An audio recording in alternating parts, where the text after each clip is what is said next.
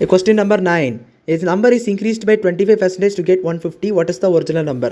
இப்போ பார்த்தீங்கன்னா எக்ஸ்ன்னு சொல்லிட்டு ஒரு நம்பர் இருக்குது. அந்த நம்பர் என்ன பண்ணுறாங்கன்னா 25% இன்க்ரீஸ் பண்ணுறாங்க. அது எப்படின்னா இந்த நம்பர் கூட 25% இன்க்ரீஸ் பண்ணுறாங்க. ஸோ அப்போ அது எக்ஸ்ன்னு சொல்லிட்டு ஒரு நம்பர் இருக்குது. இது கூட 25% இன்க்ரீஸ் பண்ணுறாங்கன்னா அந்த 25% நம்ம எப்படி எழுதலாம்னு பார்த்தீங்கன்னா 25% கேன் பி ரிட்டன் as 25/100. ஏன்னா பர்சன்டேஜ்னாலே 100ல் பங்குன்னு அர்த்தம். 25% சொல்லும்போது 100ல் 25ன்னு அர்த்தம். ஸோ அதுதான் 25%.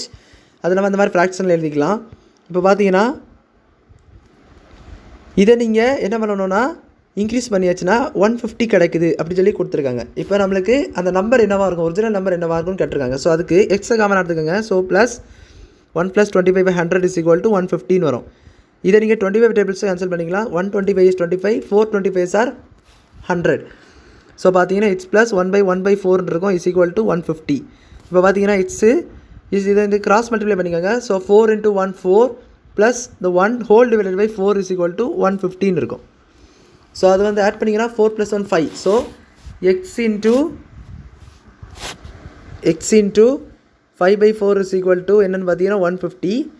இப்போ பார்த்தீங்கன்னா எக்ஸை மட்டும் தனியாக கண்டுபிடிக்கணும். அப்போ 150 × இந்த 5/4 அப்படியே ரைட் ஹேண்ட் சைடு கொண்டு போயிட்டீங்கன்னா 4/5 மாறிடும். இப்போ இதை கேன்சல் பண்ணிங்கன்னா நம்மளுக்கு 5 3s are 50 and 0 வரும். So x = 30 × 4, that is nothing but x = 120. 120 பார்த்தீங்கன்னா option A, that is the right answer. Question number 10. What's the simple interest on ₹1000 at 5% per annum for 3 years?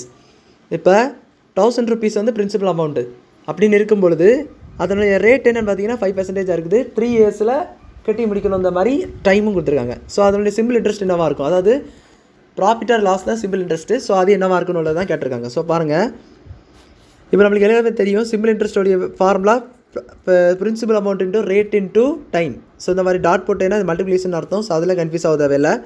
× 100. So SI = எல்லாத்தையும் substitute மட்டும் பண்ணிக்கோங்க. Principal amount 1000, rate வந்து 5% இருக்குது. இங்கே வந்து 5/100 போடணும்னு கேட்டிங்கன்னா அப்படியெல்லாம் ஒன்றும் போட தேவையில்லை. ஜஸ்ட்டு 5 போட்டுக்கோங்க.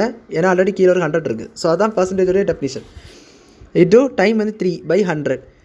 இது சிம்பிள் பண்ணணும். சிம்பிளிஃபை பண்ணிங்கன்னா இந்த 0 0 2 கேன்சல். 10 5s are 50 இருக்குது. So 10 5s are 50 × 3. அப்போ அதனுடைய வேல்யூ பார்த்தீங்கன்னா இந்த 5 3s are 15 வரும். 0 போட்டிங்கன்னா அதான் ஆன்சர். ஸோ 150 தான் option A, that is the right answer.